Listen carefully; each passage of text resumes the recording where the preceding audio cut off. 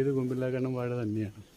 അതിൽ കുമ്പില്ലാക്കണ്ണം വാഴയിനകത്ത് ഇങ്ങനെ ഒരു സംഭവം ഉണ്ടാവും എന്നറിയിക്കാൻ കൂടിയാണ് ഈ വാഴയുടെ ഈ ഒരു വീഡിയോ ഇപ്പോൾ ഇടുന്നത്. ഇത് വലിയ പരിചരണമൊന്നും കൂടാതെ ഒരു വിളക്കകത്ത് അധികം ശ്രദ്ധിക്കാതെയൊക്കെ നിന്നിട്ടുള്ളൊരു വാഴയാണ്. അതിപ്പോൾ കുറച്ചതുകൊണ്ടും ഇപ്പോൾ ഈ ഒരു വിശേഷം പറയേണ്ടുന്ന ഒരു ആവശ്യകത വന്നതുകൊണ്ടുമാണ് ഇപ്പോൾ ഈ വീഡിയോ ഇടുന്നത്. മധുരവും വ്യത്യസ്തതയുള്ള ഒരു പഴം തന്നെയാണ് ഈ കുമ്പില്ലാക്കണ്ണം എന്നുള്ളത്. നമുക്ക് ഒരുപാട് അന്യം നിന്ന് പോകുന്ന ഒരു പഴമാണ്. പക്ഷേ ഇപ്പോൾ ഇതിൻ്റെ ടിഷ്യൂ കൾച്ചർ തൈകൾ ലഭ്യമാണ്.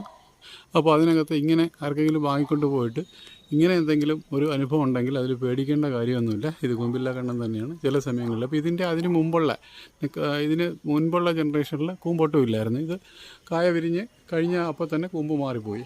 പക്ഷേ ഇതിനകത്ത് കൂമ്പ് വന്നു. കൂമ്പ് ഇപ്പോൾ ഇത്രയും ദൂരം ഉണ്ടായിരുന്നു. അതിനുശേഷം ഇത് ഈ 2-3 കായ കൂടെ ഉണ്ടായതിന് ശേഷം കൂമ്പ് സ്വയം തൊഴിഞ്ഞു പോയി. നോക്കിയാൽ അറിയാം, കൂമ്പ് ഒടിച്ചിട്ടില്ല. നോക്കാം.